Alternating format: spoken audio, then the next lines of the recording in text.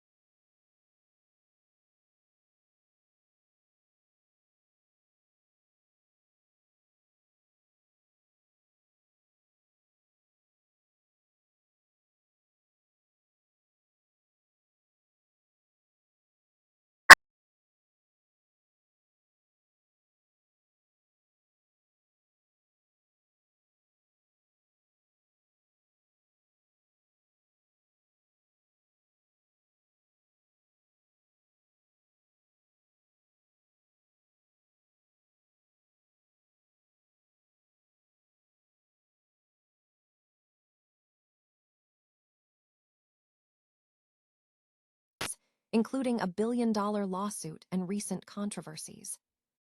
This appointment signals a major shift in the direction of this historic institution. And finally, we turn to wearable tech woes. Pixel Watch owners are sounding the alarm, reporting that their sleep tracking functionality is broken yet again. We're comparing the new Fitbit Air against competitors like Whoop to see exactly how this new device actually performs in real-world scenarios. Don't miss out on the full breakdown of this tech update. Stay with us, because this is your essential news roundup. Google is fundamentally reshaping the Android operating system with the introduction of Gemini Intelligence, a new AI platform designed to transition the system from reactive voice assistants to proactive task coordinators. This expansion focuses on embedding AI automation deep within the OS to simplify everyday tasks, intelligently link applications, and streamline the operation of smartphones, wearables, and other connected devices. The core innovation of Gemini Intelligence lies in its capability for multi-step automation. Unlike previous AI models that respond to single commands, Gemini is engineered to independently prepare tasks and coordinate complex processes by utilizing multiple applications simultaneously in the background. Potential use cases include managing restaurant reservations, compiling shopping lists, and organizing appointments. Targeting high-end devices like the Samsung Galaxy S26 and Pixel 10, initially, Gemini is optimized to work seamlessly with popular services across delivery, driving, and productivity apps. A significant enhancement is the integration of visual content, allowing users to perform actions based on images. For instance, users can take a photo of a travel brochure, and Gemini can automatically search for and prepare relevant offers on platforms like Expedia, or instantly generate a shopping cart from a marked list. Google places a strong emphasis on user control and data privacy.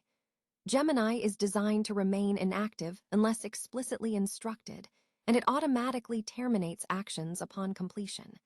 Users retain central control over settings at all times.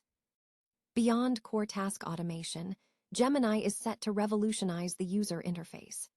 The introduction of generative widgets, accessible via natural language prompts, will allow users to create personalized dashboards for fitness data, weather, or meal planning, directly on their home screens across smartphones and Wear OS devices. Furthermore, the existing autofill feature will be enhanced by linking to Gemini, enabling it to populate significantly more complex forms by optionally accessing data from connected apps like Gmail and the calendar. In communication, Gboard is being upgraded with the Rambler function, which aims to convert spoken language into written text more naturally by filtering filler words and handling seamless context, switching between multiple languages within a single message. Simultaneously, Android is adopting a revised design language based on Material 3 Expressive, focusing on reduced distractions and optimized productive workflows. With Gemini Intelligence, Google is driving Android toward a truly proactive AI ecosystem. The convergence of deep app automation, visual AI capabilities, intelligent autofill, and personalized widgets signals a major shift in how users interact with their devices. The initial rollout of these features is slated for summer 2026 on current Galaxy and Pixel devices, with subsequent integration planned for smartwatches, cars, glasses, and laptops. Google has rolled out significant enhancements to its AI search features, including AI mode and AI overviews, focusing on deeper web link integration to improve content discovery and source evaluation. The updates are designed to transform AI-generated summaries from endpoints into starting points for broader exploration across the web. One key feature introduces deeper discovery by placing suggested follow-up links at the end of AI responses. This allows users to explore related articles, reports, and analyses, enabling them to move beyond the initial summary. For instance, a search on Philippine tourist destinations might yield links to in-depth articles on specific locations like Boracay. To support existing content consumption, Google is also introducing a feature that highlights links from users' news subscriptions directly within AI mode and AI overviews, helping users quickly access content from trusted publishers. Furthermore, the updated experience places greater emphasis on authentic voices by incorporating previews of public online discussions.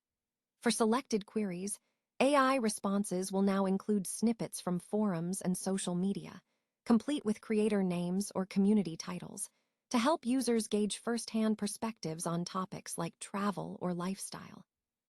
Inline links are also being embedded directly within AI-generated responses, appearing beside relevant text or bullet points. This provides a seamless way for users to access supporting websites, such as tour guides next to descriptions of attractions. To mitigate user hesitation regarding external links, desktop AI search experiences will now feature website previews upon hovering, displaying the site name or page title before a click. Underlying these changes is a refinement of link ranking using techniques like query fanout to better identify relevant websites. Google's overarching goal is to connect users with the breadth of the web, supporting original sources while encouraging deeper engagement with communities and publishers. Google confirmed that these features are continually being tested and refined based on user feedback. Former Google executive Matt Brittin is set to take the helm as the new Director General of the BBC, commencing his tenure on Monday. Brittin joins the broadcaster during a period of significant turbulence, marked by a billion-dollar lawsuit from U.S. President Donald Trump and fallout from a racial slur broadcast at the BAFTA Film Awards. Brittin, a former McKinsey consultant and a former head of Google's EMEA region, left Google in 2025 after a decade in the tech giant. He will assume the role with a salary of £565,000, matching that of his predecessor, Tim Davie.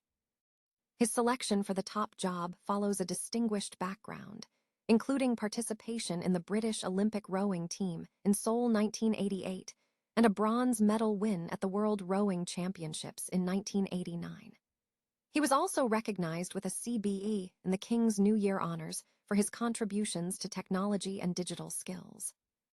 The transition comes after a challenging period for the BBC under previous leadership. During Tim Davie's tenure, the corporation faced major controversies, including a £7.5 billion lawsuit from Mr. Trump over the editing of a Panorama documentary, which led to Davie's resignation. Further issues included criticism over the broadcasting of a racial slur at the BAFTA Awards and serious allegations against a high-paid newsreader, Hugh Edwards, who pleaded guilty to making indecent images of children. Brittin expressed his commitment to navigating these challenges, stating, "Now, more than ever, we need a thriving BBC that works for everyone in a complex, uncertain, and fast-changing world." He emphasized the BBC's unique value in storytelling and technology, calling the current moment a moment of real risk, yet also real opportunity for the public service broadcaster.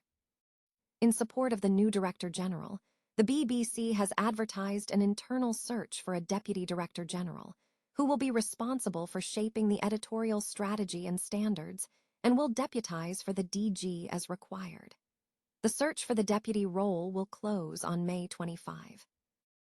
Pixel Watch owners are raising concerns about the accuracy of sleep tracking features, with reports suggesting the functionality is failing again.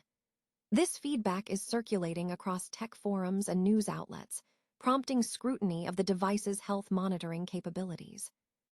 In a related development, new details regarding the Fitbit Air have surfaced, offering a direct comparison to the popular Whoop wearable. Reports are emerging that explain precisely how the Fitbit Air's sleep tracking algorithms function, aiming to clarify the discrepancies users are observing with the Pixel Watch's performance. This comparison highlights a growing divergence in user experience and data reliability among leading smartwatch and fitness trackers. The ongoing discussion centers on the reliability of sleep data, a critical feature for many users seeking actionable insights into their rest patterns. As manufacturers continue to refine their algorithms, user feedback like this is essential in driving necessary improvements to ensure these devices deliver on their promises of accurate health tracking.